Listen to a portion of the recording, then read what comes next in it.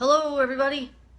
Again, I don't know how many people are going to be watching this. It is a Sunday. I don't expect there to be a huge crowd at this particular time.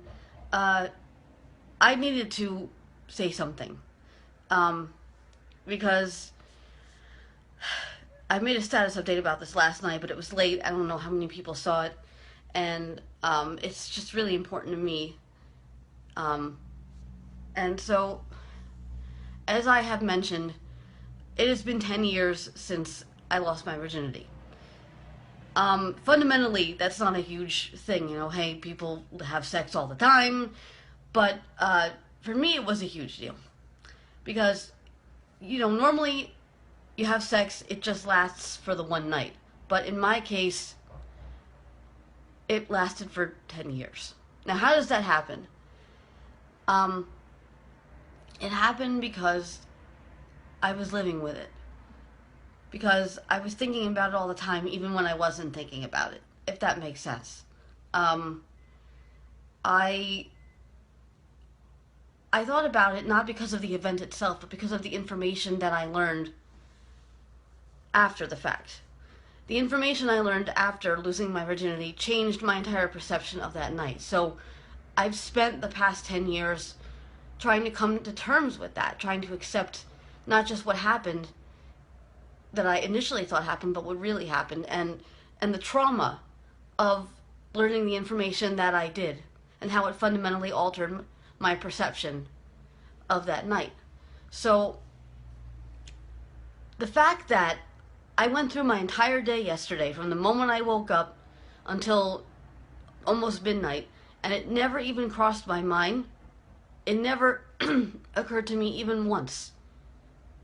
Not once did I remember that was the day of my virginversary, if you will.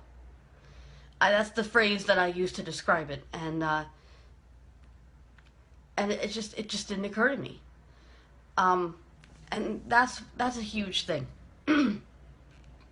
because I've said before, I feel like I moved on. It took me 4 years to write the chapter in my book, The Naughty Audie, about that night that I lost my virginity. 4 years to write that chapter because of that trauma and of trying to reconcile what I thought happened with what actually happened and all that stuff. So, 4 years to write that chapter, and then now this anniversary of sorts coming, and it doesn't mean anything. That's why it means so much to me, because it doesn't mean anything. And I always thought that it would. I thought that the 10 years would come and it would be like I'd be somber and I'd be, maybe not mourning necessarily, but not happy about it either.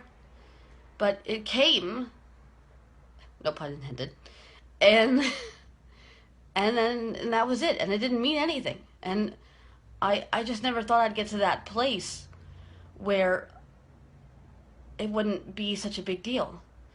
Um, my journey with sex, with dating, has been kind of a 20-year long horror show, I would say. So when this happened, I mean, I was turned off quite a bit from even trying to pursue somebody, and the moment I knew I'd moved on, in the sense of that I could finally open myself up to somebody, was when I, in fact, opened myself up to somebody and had feelings for somebody 4 years ago. And it didn't work out, but I was still okay, even though it hadn't worked out. Um, and that was how I knew I'd moved on in that regard. But still, when the anniversary of losing my virginity would come around, I always knew that was the day. I was cognizant of that fact. But yesterday, I wasn't. Yesterday, I just lived my life. I did what you're supposed to do. Live your life. Be yourself. And I never thought I'd get to that point. Um, and that to me is the true sign of moving on. Not once did I think about it. Not once. It didn't occur to me. And it still lives inside of me. It's not like it ever fully goes away. I fell in love with somebody who didn't love me back, even though I thought he did.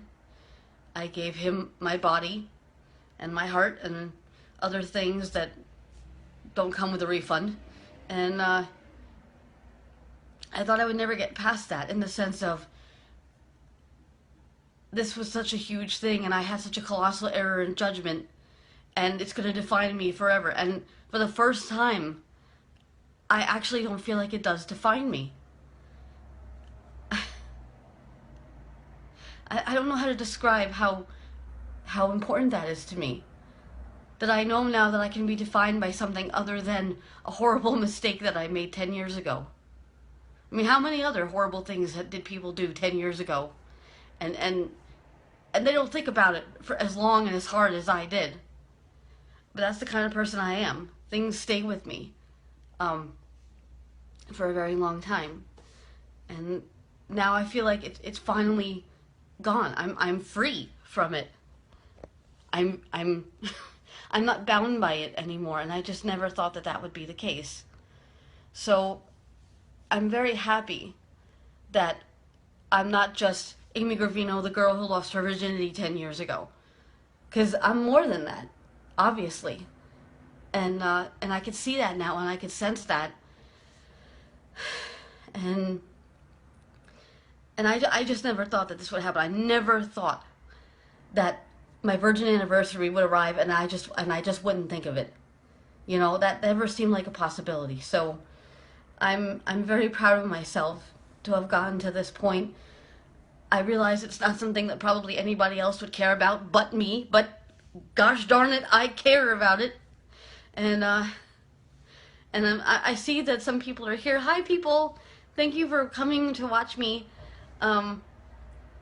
And thank you for coming to see me and helping me celebrate this auspicious occasion, this thing that maybe, as I said, doesn't mean so much to anybody but me, but I'm glad that you all cared, and I'm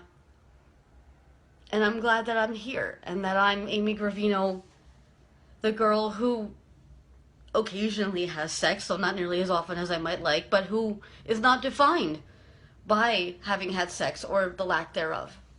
I'm just who I am. And now I'll have the opportunity to go forth and meet someone and have even better sex, and that'll be a really good thing. That would be a really fantastic thing. So I've been going on for quite a while now, haven't I? So I'm sure everybody is bored beyond comprehension. But thank you all for stopping in and for being so gosh darn nice and listening to me. And my arm is getting tired from holding this phone, so I had to verbalize my excitement over this. So thank you all so much for being part of this.